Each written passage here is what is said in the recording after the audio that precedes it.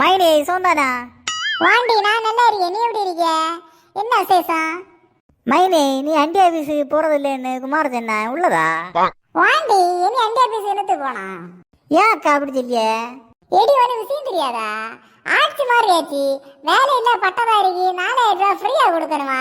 அதை விட்டுட்டு நான் எடுத்து வேலைக்கு போறேன். அது வேலை இல்லாத பட்டதாரி தானே கொடுப்பணும். நீ அது காலத்துல டிகிரி முடிச்ச 5ஆம் கிளாஸோட பாஸ் ஆகல, அது கொண்டாக நீ அண்டி வெளில போயிட்டு இருக்க. அது இந்த மாவளம் தாங்களை சமாளிச்ச ஒரு விஷயம் ஒன்றும் இல்லை. நீ எப்படி கஞ்சி வரையலாச்சா?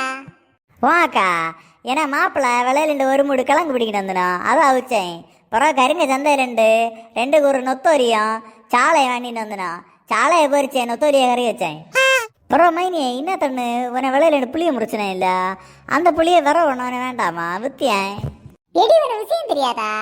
6 கேஸ் சிலிண்டர் ஒரு வருஷத்துக்கு ஃப்ரீ ஆகிட்டது.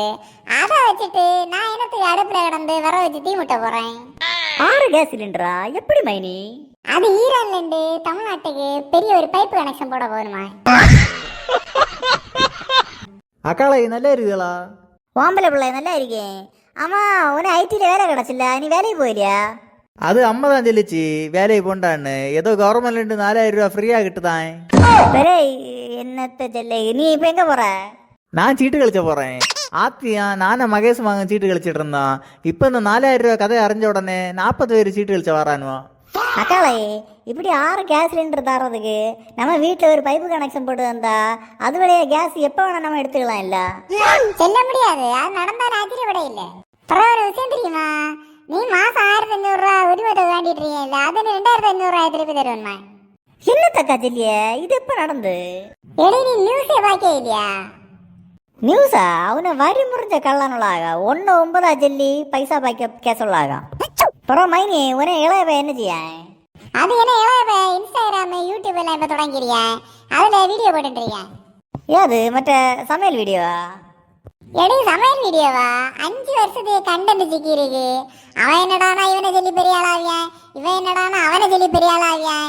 இப்படி குறை கேஸ சுத்தின்னு இருக்கு. அக்காளை, அந்த 2500 ரூபா உரிமை தொகை வருதுன்னு இல்ல, அது எப்படி கேஷா தருணுமா செக்கா தருணுமா? பேங்க் அக்கௌண்ட்ல போடதில்ல ஐயா. ஏன்னா மாப்பிள்ளைட்ட ஏடிஎம் கார்டு இருக்கு. மற்ற 1500 ரூபா அதை கொண்டு டெய்லி குடிச்சு தீப்பான். இப்போ போன வாரம் மற்ற காரவளையில் புதுசாக ஒரு பாரம் தொடங்கி இருக்கிறான். இனி 2500 ரூபாயா மொத்த பைசா எங்க கொண்டு தட்டுவான். அப்புறம் அக்காளை, இவளுக்கு இப்படி 2500 ரூபா இப்படி இலவசமாக தந்தா எப்படி முதலாகுமா?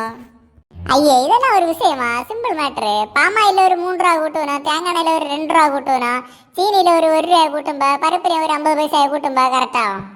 ஓ, கூட்டி கழிச்சு பாரு, கணக்கு கரெக்டாக வரேன்னு சொல்லி அப்படிதானா? சரிம்மா, நீ டிவி பாப்பமா.